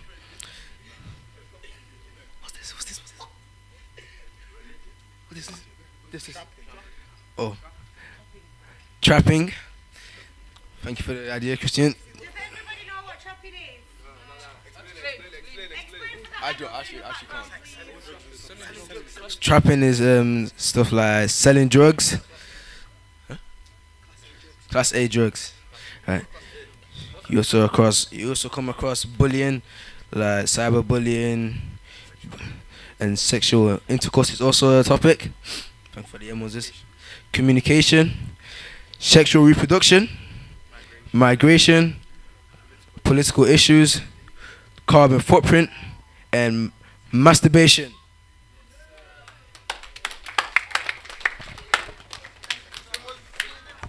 Guys, I just want to thank you for being so honest. It's hard. Sometimes it's not a nice experience when you've got to actually say like what kind of things you're exposed to. It identifies them for you.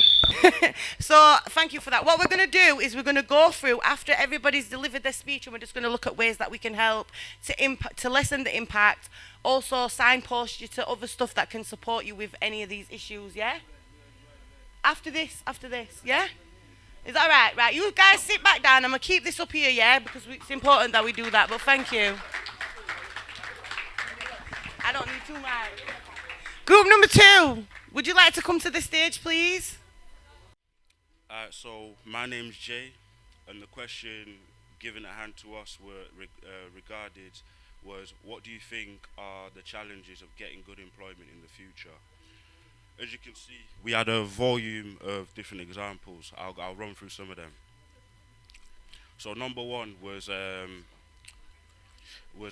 lack of education. So a lot of jobs, a lot of fields, a lot of will require certain qualifications, and although quality of education does depend on the school system and the standards at school, the educational system, sometimes it lies on the student, how committed the student is. So if the student's not if they're not well drilled for their future, they're gonna have a hard time seeking employment and succeeding in certain fields.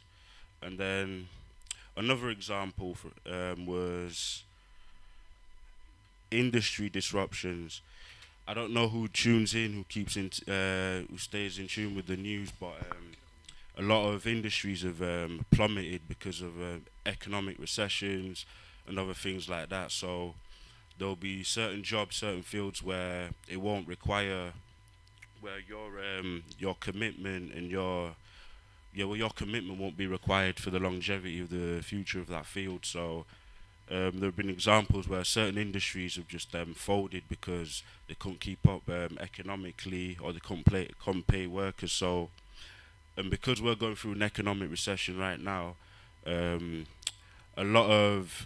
imagine that a lot of work in the future will become limited. So that's another example. And then another one was a mismatch, basically meaning that the educational institutions, they provide different standards to how you work around certain fields. However, what you might find in a lot of trades or jobs, for example, is that what you learn institutionally won't be compatible with your employer's standards. So that will become more of a hardship in the future. So that was another one we discussed. And then there was also language barrier, but I would say ethnic diversity. As we know, Europe is a land of opportunity. It's definitely a land of opportunity, no denying that. But we've got to also address, like, the elephant in the room is certain industries being that ethnic minorities won't be they won't be compatible with certain jobs. So I think that's something a lot of the industry have to work on. So ethnic, a lack of diversity in the workforce is another hardship for a certain category of people in the UK. And then lack of there was one we jotted down, lack of physical ability. Basically people with certain disabilities, it could be, I don't know, it could be hereditary, it might not even be physical, it might not affect them physically, but because of their disability alone, their work time might be limited, and their work hours will be limited, and a lot of jobs will be restricted for them, so they won't be given opportunities maybe other people in the UK were given. And then there was one we wrote down, I think it was motivation, but I think motivation goes both ways. I think if your employers, to get the best out of your employer is the quality of the workforce. I think a lot of the youth today, a lot of the younger generation, they might not find any usage in getting employment or having a decent paid job, but I think a lot of a catalyst to that might be the working environment, the industrial standards that might not live up to the youth, the younger generation. So I think the surroundings, the motivational topic goes both ways. It can go a diversity of ways, and then the family background. I think that's more environmental again. A lot of kids today, their upbringing, everyone's upbringing is unique, and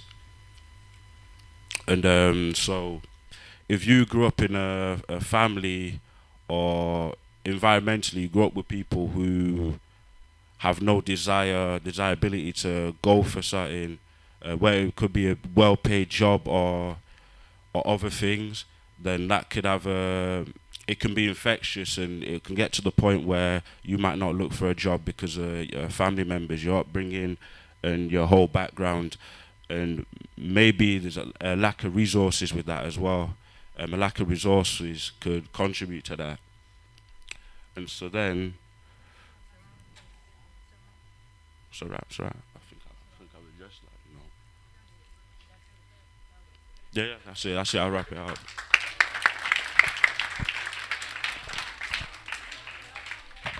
Thanks, guys. All this information, because it comes from you guys, it is 100% facts what you are dealing with in terms of your education and your schooling and your choices of the employment in the future.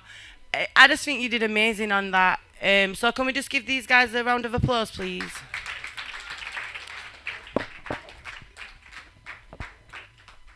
Can I have group 3, please? My name's Martine, and I'm going to be talking about the challenges of education, which are one of them are learning disabilities like dyslexia. It's not really talked about a lot, and it's not really been seen. That's why people struggle with it. Another one is racism. Lack of opportunities to different backgrounds are really not the best. Another one's harassment. Most likely girls get harassed in schools, which is not talked about as well. But it's not just us, it's boys as well, different types of people depending on how, friendship issues, not really a big thing, but they really tend to affect people's mental health when their friends are not around. Exam stress. Exams are really, when people revise about it and, they know how exams are, but it's really stressful to be around. And people don't talk about it, teachers be like, oh, just get on with it, you'll be fine. But kids actually, be stressed about them. Peer pressure. Kids get pressure about other kids. It's not really good. It's just loads of kids go through lots of pressure between their friends. Like, friends want to do this, but another kid doesn't. And you know how different parents have different rules about kids, and they're most likely to follow it than the other. So yeah, that's all I've got for now. But yeah.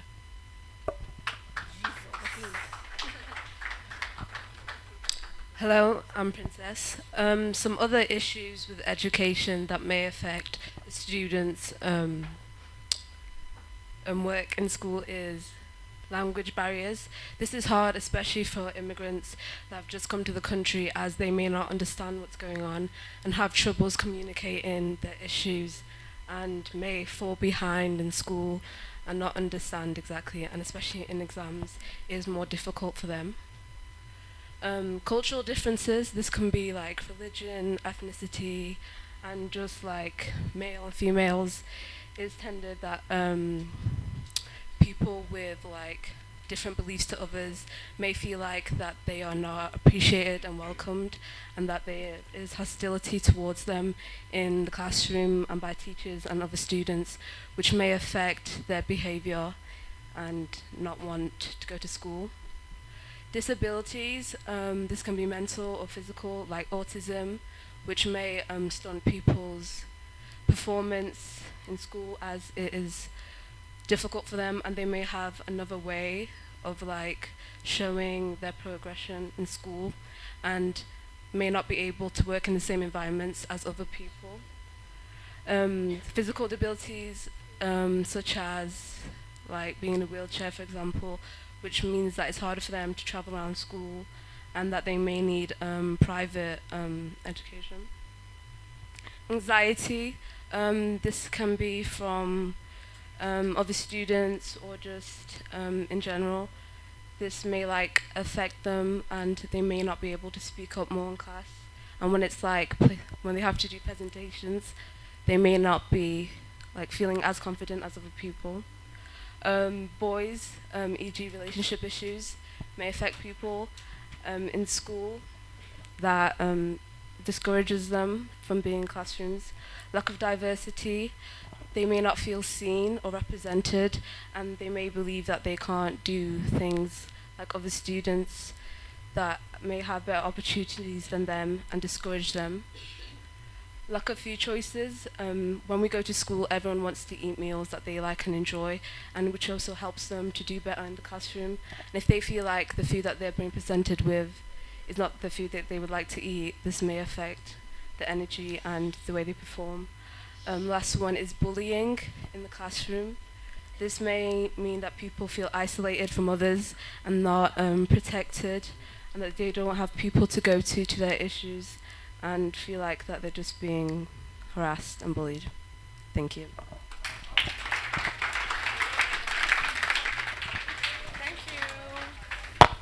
Thanks, guys. That was amazing again. All of these issues are so important, and these are things that you have to face on a daily basis in school, as well as deal with other stuff in life. So it's just that important that we recognize that as adults we have lots of things that we have challenges for. You guys also have a lot, and obviously you're young, so you are treated like young people but expected to behave mature like an adult. So it's important that we bear these in mind when we're doing our delivery and work with you. Group 4, you ready? Hi, my name is Wabiwa, and today we're talking about challenges of social media. People wanting to look certain ways and being bullied for the way they look.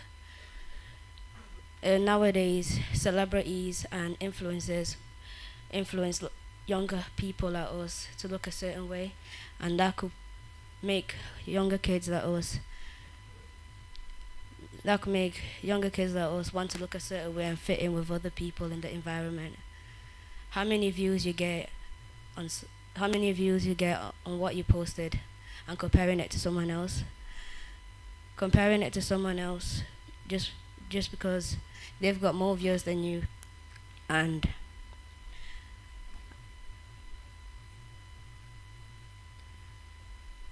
because they have more views than you and they look a certain ways, that doesn't mean you have to compare yourself to someone else.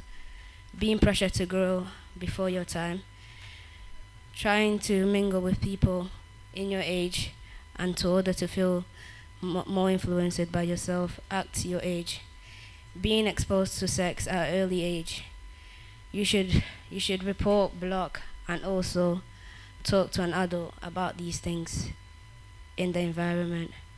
People taking pictures of you and posting it on their stories, you should talk to someone and also report it and also help them. Tell them how you feel about them posting you, and just report, block, and talk to someone that you trust. Thank you.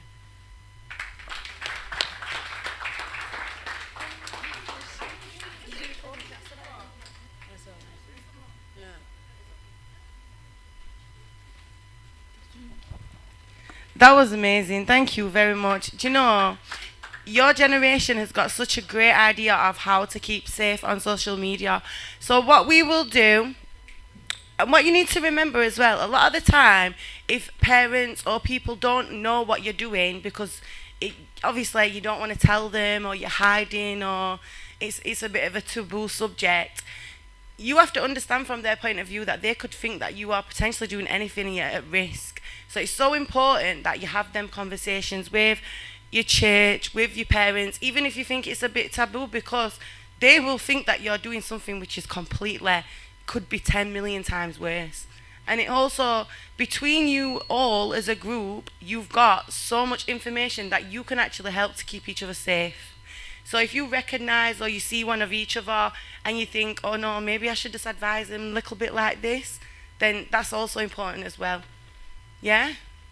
What I'm going to do is I'm just going to go through some of the stuff just to inform you. Okay, so we were going to do a quiz, but it was based around social media, and what you've just delivered, your own self, you've answered all the questions. You don't need that quiz. It was basically about how old you have to be on social media sites. Do you know that all your information... The only thing really is, what I will ask you all as a group is, why do you think that you can only sign up to Facebook at 13? Can anyone answer me that?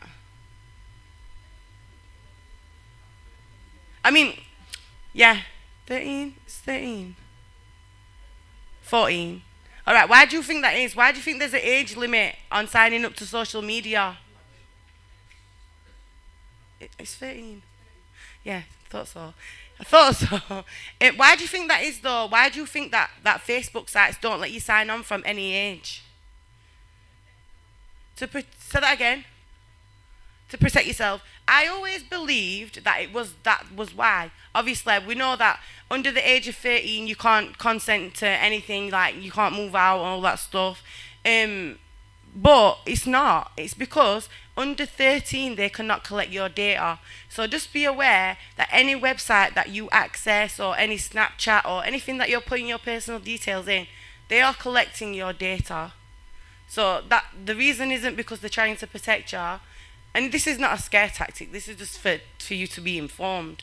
But it is because they can't analyze your data because you're under 13. So, how much time do I have? Sorry. 10 minutes. All right, quickly 10 minutes. I'm going to go through some of the services that we have that we can deliver stuff to you that relates to the stuff that you wrote on this, okay? So I'll do them backwards because it's just going to be easier for me. Is that all right? So, people wanting to look a certain way and being bullied, how many views you get on, posted it and comparing it to someone else. Obviously, we're looking at individuality, self-esteem. So, we run sessions across the city. So, we have like 45 to 50 youth club sessions, which we will send the information to you, that you are more than welcome. The open access sessions, they're free. And you can access. So if there's anything that you want to do in terms of all these examples, self-esteem, keeping safe, accessing other services such as counselling sites and all them things, we have them in-house. Also, specifically, if you would wish us to come and deliver here, because this is your safe space, please just ask your pastors, and then if you say, right, we need a session on online safety, can you just ask them youth workers to come back in and deliver? We don't expect you to come to the club. We'll do it here as a group. Also, do you know things like county lines? Who knows what county lines is? Anyone? All right, you might also know it as OT. Anybody know what that means? No, it's not overtime. Has anyone watched Top Boy? All right, what happens to the young boy that was given the bag? He gets robbed by who? Right, so what happens, I'm not going to go into detail because it's very complex, but there's a lot of young boys and girls that are given packages to take to different cities, and they're on the trains, or they're sent in taxis. So it's called county lines, and it's modern slavery. So it's similar to the. Have you heard of the sexual exploitation grooming gangs? It's very similar to that, but it's not in a sexual way. It's in a drug dealing way. So we can deliver sessions around them. We've also got the websites like Koof. We also have community events where we do sports activities. So we have the citywide delivery, and we can send you them events. So you're welcome to come to them. There's also a lot of things that are in place, such as, does anyone know what a sisterhood is? Brotherhood. You know them sessions, Big Brother Ben Grieve and stuff? Yeah? There are also groups that are specifically for girls and boys that cater for self-esteem, looking at voice and influence and making changes to policy, because you're entitled to have your say, but unless you join certain groups, you won't be able to get the feedback into places such as like parliaments and stuff like that. But there is things out there that you can access to be able to do so, and that helps with all the changing, you know, of the school stuff. Like when you were saying about food in schools, factually, there's so many people underrepresented, their meals are not served there, and that's somewhere that you go every single day. So they're the kind of things that we need to get consultations on and say, look, this is what you need to be imposing in school, because you are able to make changes in your community. I think that's everything. Anything else, anything that you need information-wise, just ask your pastor and he will ask us. Yeah? Does anybody want to ask me anything before I finish? Any feedback on anything that you've learned, anything that you didn't know, anything that you want to know? I'm aware you've been here for a long time now, so it must be a bit like, what's the word, jarring, but yeah. So I'm going to go, but it was really lovely to meet you all. You're a fantastic group, and I hope to see you guys in the future. All right, au revoir. He's the one who was behind the curtains. He did lots of work for this session to happen. Yeah. Hello, guys. I'm sure you are very tired, but you've worked hard. I don't know how to express my feelings and joy because of what you've been doing for the whole day.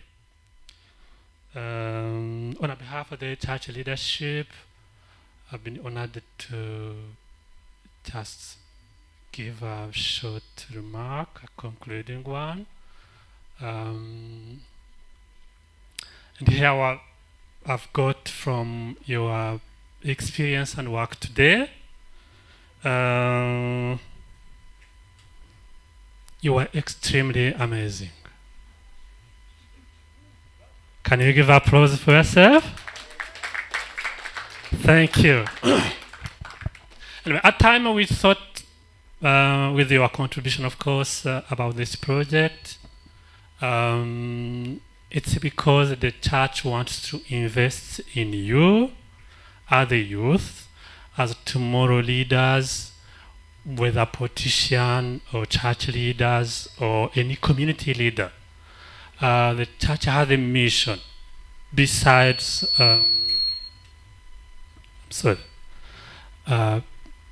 besides teaching you the gospel.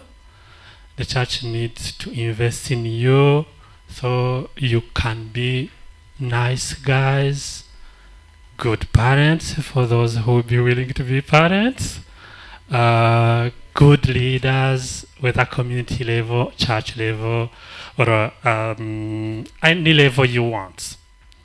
I just want to remind you, I'm sure you know that Rishi Sunak is no longer the UK Prime Minister. Are you all aware of that?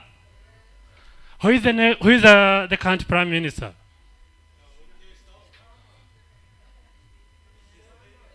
Who? Who is the current Prime Minister? Who is speaking from behind?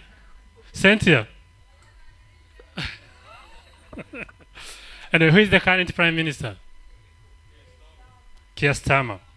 When I was following Keir Starmer's speech yesterday, he referred to the incredible work done by Rishi Sunak. But also he referred to his background. He said Rishi Sunak is the first UK Prime Minister who is a British Asian.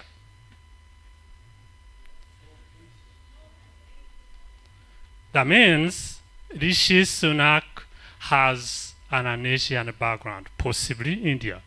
Am I right? His origins from India. Possibly Rishi Sunak was born in the UK, but the parents were born in India. They moved across the East Africa, Tanzania or Kenya, and then moved to the UK. But Rishi Sunak managed to be one of the UK key leaders at the level of being a prime minister.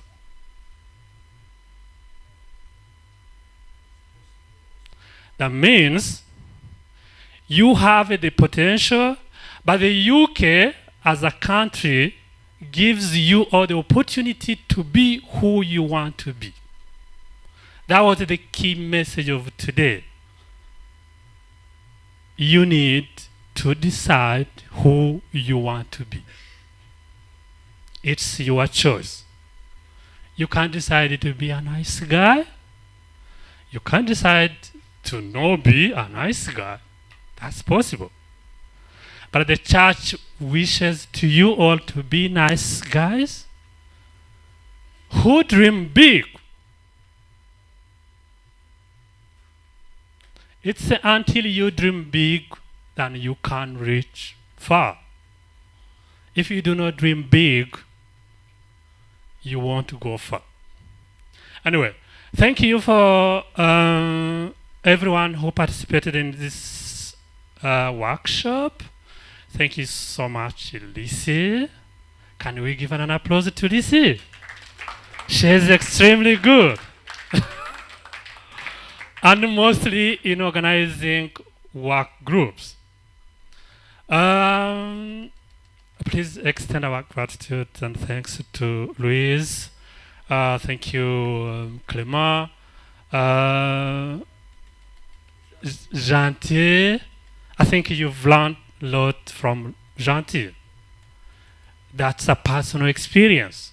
He, as you are today, he went through all the challenges you come across every day. But at least he has managed to reach that point. That means you have people from whom you can learn. Thank you, parents who decided to join us today. Very grateful for the church leadership, the facilitation team, mostly Merriwear and Chance. Where is the Chance? Oh, hi, Chance. Thank you, Chance and Merriwear. We've got Patrick and Fred, who were technically recording everything happened here. And myself was working behind the scene. So, what next from here? We're going to watch UK against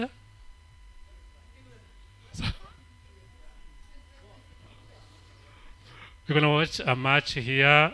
That's is that AU Cup? Yeah, England.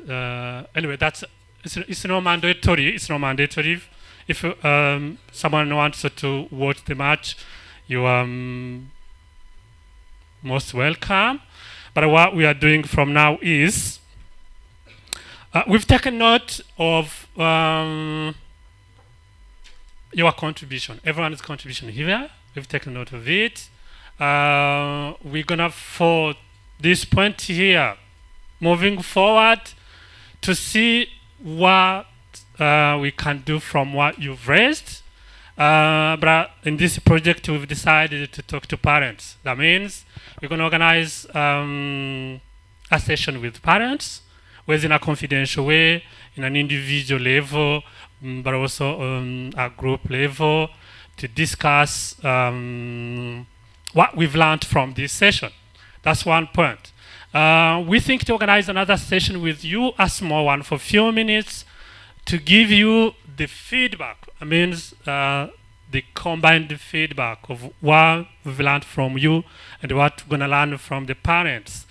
Next to this, we hope to collaborate in partnership with Sheffield Council. They've agreed to work with us to see how to organize other workshops like this one. where. Thank you.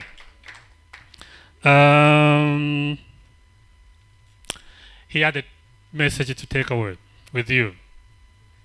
You are at the center of what you can be.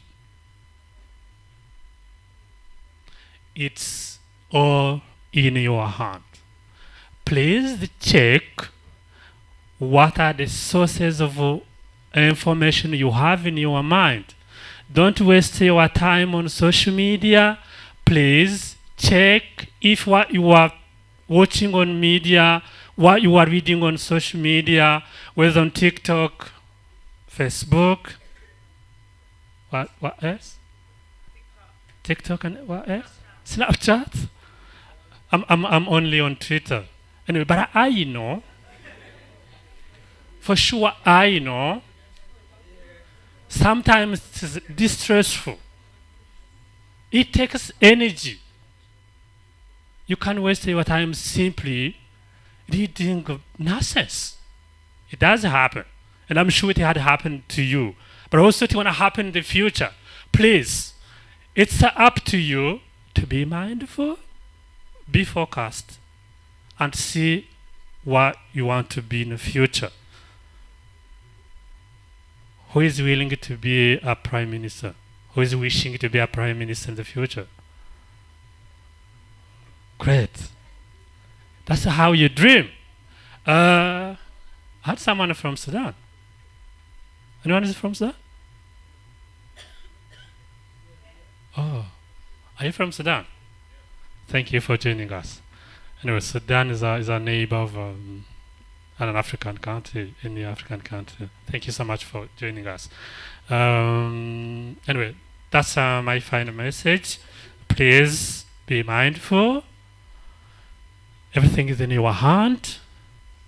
Don't hesitate to talk to parents, carer, or anyone who takes care of you. Don't simply assume that because he or she did not go to school, she can't advise. I think that's the key message we learned from Janti. The parents can still advise.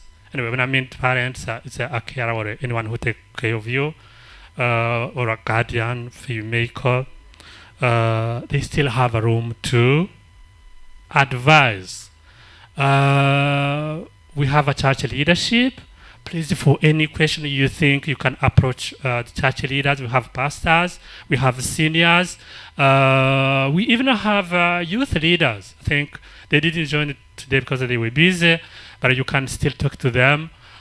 We promise to be confidential on whatever you share with us or whatever you share with the church leadership. Thank you so much once again for being here. We hope that next time, if we invite you, you'll be happy to join, right? Will you be happy to join? Can you clap for yourself? Thank you, thank you, thank you, thank you, thank you. Oh, thank you, thank you. And I'm also very, very excited. Lucy, thank you so much to help us.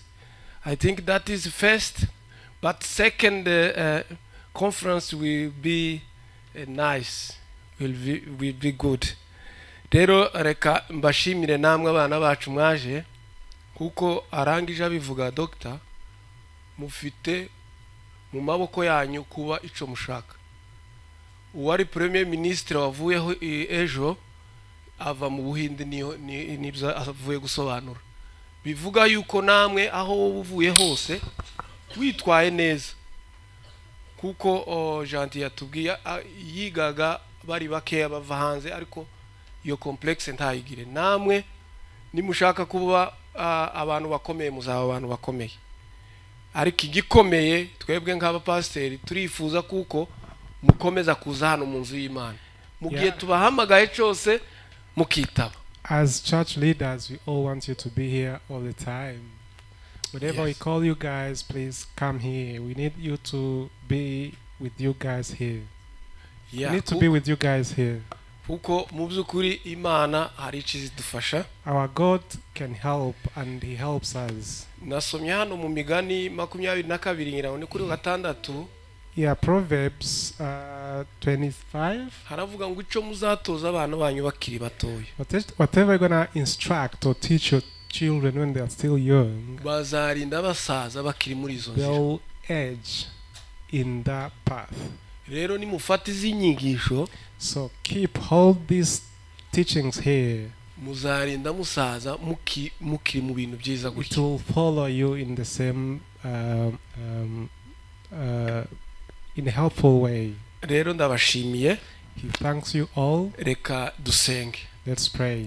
Mana ndagushimiye kuko wabanye natwe, ni ukuri nubwo hari inyigisho ariko wewe ni wowe uza wigisha ukumvisha neza abana bacu, kuko hari ayandi majwi menshi bumva, hari izindi nyigisho nyinshi bumva, ariko wowe wenyine Mana turagira ngo dufatire abana bagume mu nzu yawe, bakomeze bitondera amategeko yawe nkuko wabwiye abigisha, urababwira ngo dore ndi kumwe namwe, mugende muhindura abantu bo kwisi, mubabwira abigishwa kandi ngo ndi kumwe namwe. Rero ubane n'aba bana bacu nubwo tubigisha, ariko wowe ubigishe cyane, baryamye babyutse bagenda bari ku mashuri bagira gute, ikindi ubaho ubwenge, bazige baminuze, baba docteur, babe bazategeke kino gihugu, bazategeke Kongo, bazategeke Sudan, aho bava hose bazasubira yarabategetse.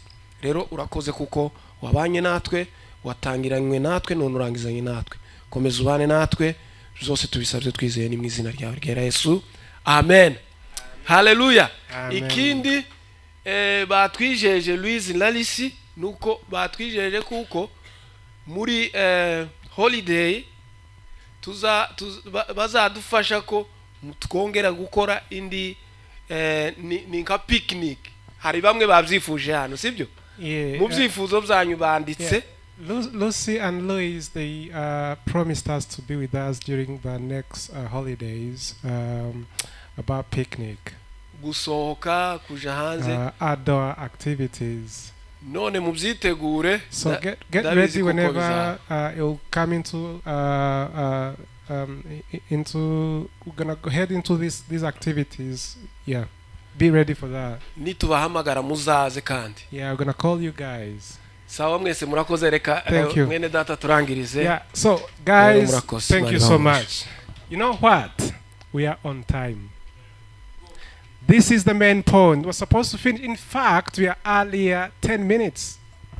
A big joy, happiness for that. I'm very happy for that. Yeah. So it's now time. We are ready to watch the football game. I'm gonna support you, okay? Yeah. Feel free wherever you wanna watch from. Don't mind about this place. I don't think we're gonna watch from this area. So, vacate, guys. That's all.